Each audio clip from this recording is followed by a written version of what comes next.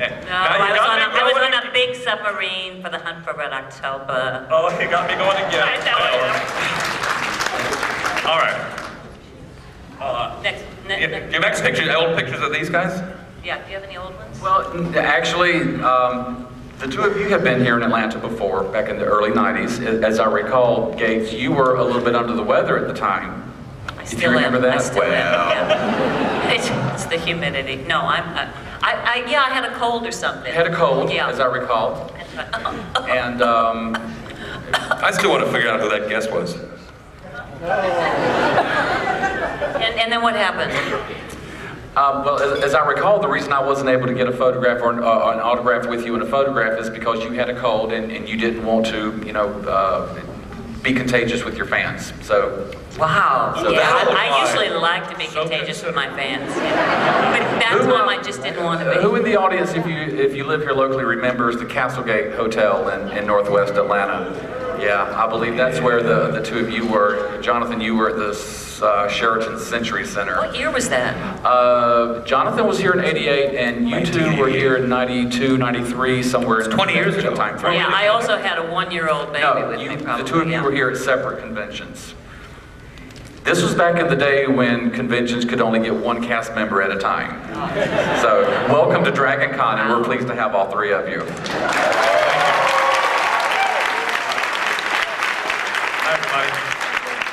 Is this your convention? Do you run DragonCon? I do not run DragonCon, I run Trek Track. Okay. Oh, Trek Track. What was the name of the restaurant we ate in last night? It was a South American restaurant. Tiara. Tiara? Oh, fabulous. Unbelievable. You must one of the go greatest and meals check I've it ever out. had. Yeah. So for those of you who live in the Atlanta area, we're hoping for a free meal next time. That's what we're doing here. It was so good. Incredible. Really. Be careful, they'll start throwing food at you. Well, if it tasted like last night, that's fine. Can we talk a little bit about the last movie the three of you did together? Gee, what was that? What movie was that? The home movie? Yeah. Okay.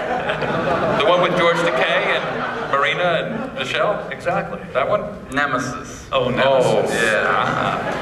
Yeah, well, yeah, sure. Well, yeah, sure. Now, Data's not really dead, first of all. As you can see.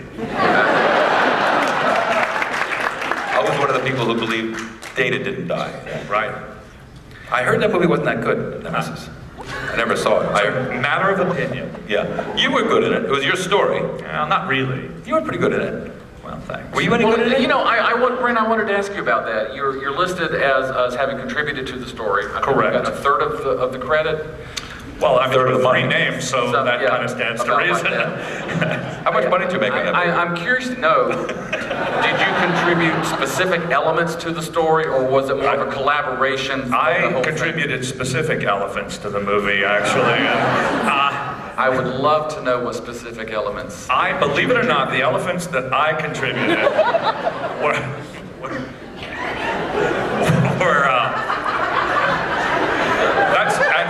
that's an old Marx Brothers joke, It's what's big and gray and has a long trunk, and then the other guy says that's irrelevant, and he says you're absolutely right. And what it's doing in my pajamas, I'll never know. Exactly.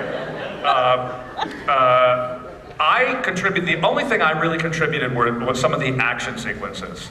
John Logan, who is a brilliant writer, maybe one of the two hottest A-list writers in Hollywood, wrote that movie, and he called me occasionally and he would say, how do I get him off the ship? And I would say, why don't you have him get inside his ship, in the ship, and fly through the ship? And he'd go,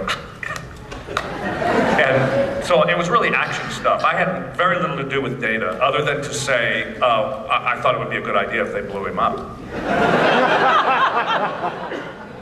Well, I guess one of the things that bothered me about the ending of the movie and the resolution of the Data character was that I felt that the audience was cheated of the emotional impact of the death of Data or the destruction of Data, because we all, he downloaded into B4, so he's not really gone.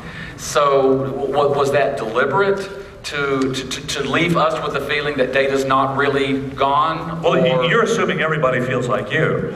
I mean, you said, I felt, and I'm sorry. I really am. I wish you'd felt differently. I think he's practicing the truth only. Truth. I'm doing the truth thing. The truth thing. Brenda's doing truth Really, only because today. if we want to cut right to it, Yeah. I really don't care how you felt about it. But no, I'm kidding. Can we go to a commercial? I don't think anyone was cheated about anything, frankly. You know, it was like we did 178 episodes and 4 features.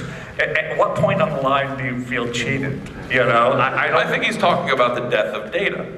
Yes. Yes. You felt cheated, but he felt cheated because there was this hope, this little germ of hope that Data was still alive inside the B4, right?